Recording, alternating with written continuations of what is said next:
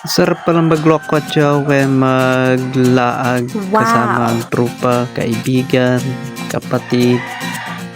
For today's video mga kalaag, update ko lang pala yung mga ginawa namin doon, papunta namin doon sa pupuntahan na. Actually mga kalaag, hindi sana laag ang punta namin. Ang punta namin ay manood ng aking kasal ng aking auntie doon sa Barangay Latod sa Sitio Tagpa.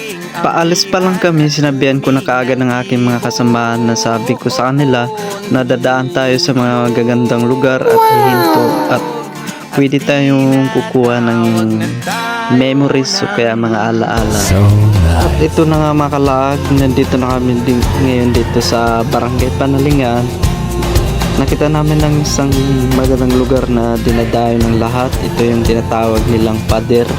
At pagdaan nga namin dito sa pader, nakiusap po sa kapatid ko na kung pwede gawin ko siyang videographer o kaya photographer na.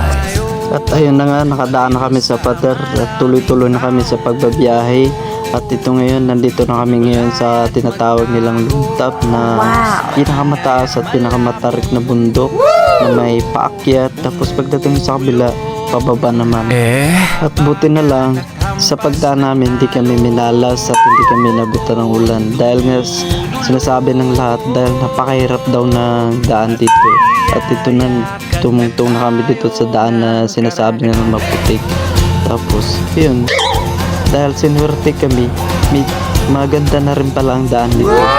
Sa sobrang kamalasan, di pala natuloy ang kasal ng aking auntie doon sa Barangay Latod. Oo, grabe.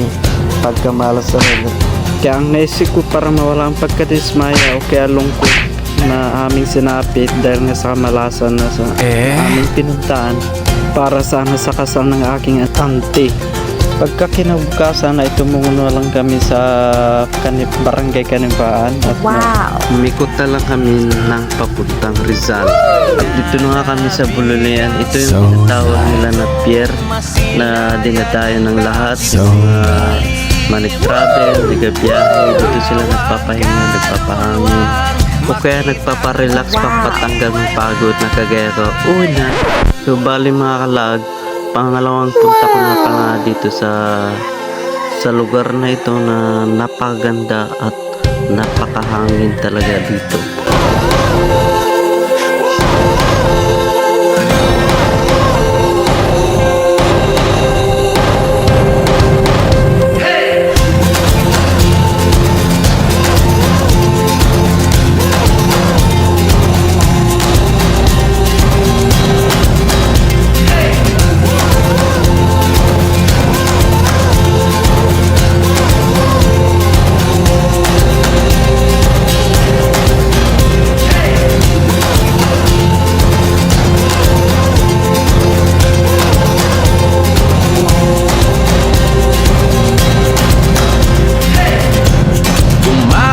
Na tayo, takasan na natin ang mundo, magtago papalayo sa mas tahimik at payapang mundo. Bumubulong ang kagubatan, lagasgas ng ilog, tumutulong at hinahanap na tayo ng kalikasan.